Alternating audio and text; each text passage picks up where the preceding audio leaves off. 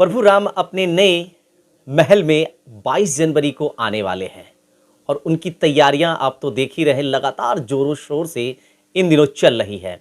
ऐसे में आप हर जगह देख रहे होंगे कि लोग सोशल मीडिया पे हो या फिर प्रिंट मीडिया हो, जगह जगह पे लोग बैनर पोस्टर के माध्यम से भगवान के आने की सूचना लोगों तक दे रहे हैं। ऐसे में हमारे समस्तीपुर के एक ऐसे आर्टिस्ट हैं जो मिथिला पेंटिंग से जुड़े हुए हैं। लगभग उन्हें एक से बढ़कर एक पेंटिंग बनाया है और उसकी पेंटिंग की हर जगह चर्चाएं होती है और वो नाम उनका है कुंदन रॉय। बिल्कुल ये हमारे खास मित्र में से कहा जाता है और इनकी पेंटिंग देखने के बाद आप खुद ही अंदाज़ा लगाएंगे कि आखिर इनमें भगवान ने वो कला दिया है जिस कला की वजह से ये आज जाने जाते हैं। ऐसे में हम आपको इनकी वो पेंटिंग दिखाने वाले हैं जिस पेंटिंग की इन दिनों लगातार चर्चाएं हो रही है और उस पेंटिंग में जो बताया जा रहा है कि भगवान श्री राम के जो नए महल अयोध्या में बन रहे हैं उनकी उन्होंने मिथिला में पेंटिंग के माध्यम से बनाया है, वो इन तस्वीरों में आप देख सकते हैं। बिल्कुल ये भगवान जो अयोध्या में जो मंदिर निर्माण हुआ है और लगातार जोरों शोर से चल रहा है। वैसे में हम आपसे सीधा कुंदन जी जानना चाहेंगे कि आखिर क्या मन में आप क्या है कि आप इस तरह की पेंटिंग बनाते हैं, लगातार चर्चाओं में रहते हैं, क्या बताना चाहेंगे? मैं कुंदन कुमार रॉय और मैं एक मोटिवेशनल स्पीकर हूँ और मिथिला पेंटिंग आर्टिस्ट भी हूँ, ट्रेनर भी हो गया हूँ। तो मेरे हमेशा दिल में इच्छा रहती है ना कि कुछ नया करूँ, कुछ अलग, कुछ डिफरेंट, कुछ इनोवेशन हमेशा करता रहता हूँ। तो ऐसे में जो भी टॉपिक नया दिखता है मुझे उस पे सृजन करना बहुत अच्छा लगता है। और जब आप मिथिला पेंटिंग करते हैं, मिथिला पेंटिंग एक इतनी खूबसूरत कला है, आप जितना जुड़ जाइएगा आप इससे आपका मोह जो है ना हर दिन लगभग दोगुना होता चला जाएगा। तो ऐसे में जो नए थीम होते हैं ना उस पे काम करने में अलग ही मज़ा आता है, इसीलिए मैंने सबसे ज़्यादा नए थीम पे काम किया है। तो इस बार आपने क्या बनाया है? इस बार कहते हैं कि राम राज्य आने वाला है और राम राज्य में कोई दुखी नहीं था। और मिथिला पेंटिंग की शुरुआत भी त्रेता युग में ही मानी जाती है। जब श्री राम और जानकी का विवाह होने वाला था तभी राजा जनक जी ने मिथिला पेंटिंग से पूरे गांव को सजाने का, पूरे देश को सजाने का ये आदेश दिया था। तो मिथिला पेंटिंग तभी से बनाई जा रही है।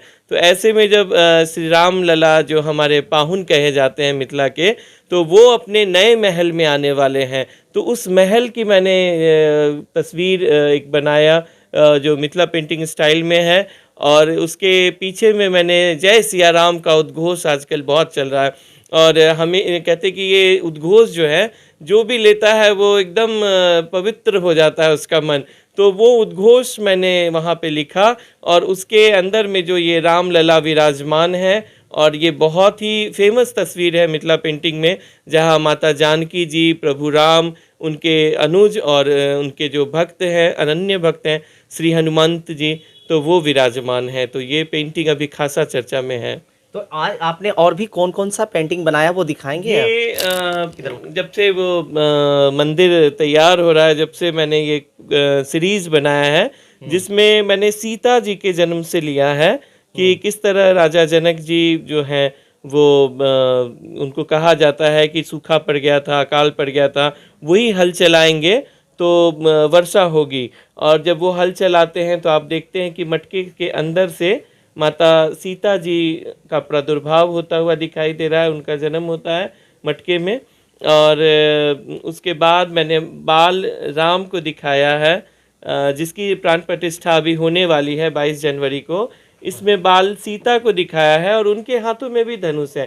कहते हैं कि जिस धनुष पे श्री रामचंद्र जी ने प्रत्यंचा चढ़ाई थी उस धनुष को माता सीता खेल खेल में ही उठा लेती थी और साफ सफाई का काम मंदिर में किया करती थी, जिन्हें बहुत सारे लोग मिलकर भी नहीं उठा पाते थे। यही देखकर राजा जनक जी ने कहा था कि जो शिव धनुष पे प्रत्यंचा चढ़ाएगा उसी का शादी सीता जी से होगा। और यहाँ हम देखते हैं कि प्रत्यंचा चढ़ाते हुए वो धनुष टूट जाता है और माता जानकी का विवाह जो है श्री रामचंद्र जी के साथ हो रहा है। विवाह के बाद जो है वो गौरी पूजन का कार्य हो रहा है। आप देख सकते हैं हमारे पाहुन और माता जानकी बैठी हैं और गौरी पूजन कर रही हैं। और इस पेंटिंग में आप देख सकते हैं कि किस तरह माता सीता की विदाई हो रही है और बहुत ही करुण ये दृश्य है। और उसके बाद वहाँ जाती हैं, उसके बाद वनवास होता है, उसके बाद रावण उन्हें उठाकर सीता माता को लेके चला जाता है और इस प्रकार से बहुत सारी लड़ाइयाँ लड़ी जाती हैं। और एक बार ऐसा आता है लक्ष्मण जी को बाण लग जाता है और संजीवनी बूटी लाने के लिए फिर श्री हनुमान जी को भेजा जाता है, तो वो हनुमान जी लेकर के आ रहे हैं। और अंततः जो है हमेशा होता है, हर किसी की ज़िंदगी में भी होता है कि बुराई का एक अंत होता ही होता है। तो यहाँ पे धर्म की जीत हो रही है अधर्म के ऊपर और रावण का विनाश होते हुए दिखाया गया। तो ये बहुत कम समय मुझे मिला था, तो उतने में मैंने ये सारे थीम कवर किए हैं। हाँ, तो आप बताना चाहेंगे कि कैसा लग रहा है ये थीम बनाने के बाद, क्या कहना चाहेंगे? मैंने पहले ही कहा कि अगर आप मिथिला पेंटिंग करते हैं तो ऐसे ही आप गौरव से भरे रहते हैं। और जितने भी कलाकार मिथिला पेंटिंग के हैं, आज 7 पद्मश्री किसी लोक कला में नहीं है, लेकिन हमारे मिथिला पेंटिंग में 7 पद्मश्री हैं।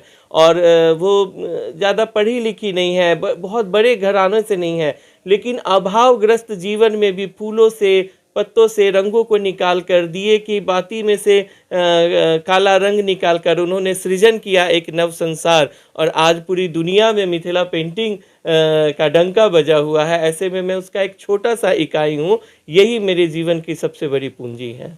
बिल्कुल, कहीं न कहीं ये कुंदन जी थे जो आपने इनकी तस्वीरों को देखा, जो मिथिला पेंटिंग के माध्यम से 22 जनवरी को जिस तरह से प्राण प्रतिष्ठा भगवान राम का होने वाला है, और उससे पहले की जो ये तस्वीर अगर आप देखेंगे ना, तो आप भी इन तस्वीरों को देखने के बाद आपका भी मन गदगद हो जाएगा। और काफ़ी खूबसूरत सी ये तस्वीर बता रही है कि इनकी कला में कितनी खूबसूरती है। ऊपर वाले ने इन्हें बहुत ही फुर्सत से बनाया है, और इन्होंने भी जो भी चीज़ बनाते हैं, जो भी कला करते हैं, वो काफ़ी सुंदर होती है। इसी वजह से लगातार ये चर्चाओं में रहते हैं। इससे पहले भी इन्होंने कई ऐसी चीज़ें, कई ऐसे उस पर इन्होंने प्रिंटिंग बना रखा है, जिनके बाद इन्हें कई पुरस्कार भी मिला। बहरहाल अब देखने वाला के अंदर राम जी का प्राण प्रतिष्ठा कार्यक्रम है, उससे पहले ये पेंटिंग काफ़ी चर्चाओं में नजर आ रही है। समस्तीपुर से कैसर खान।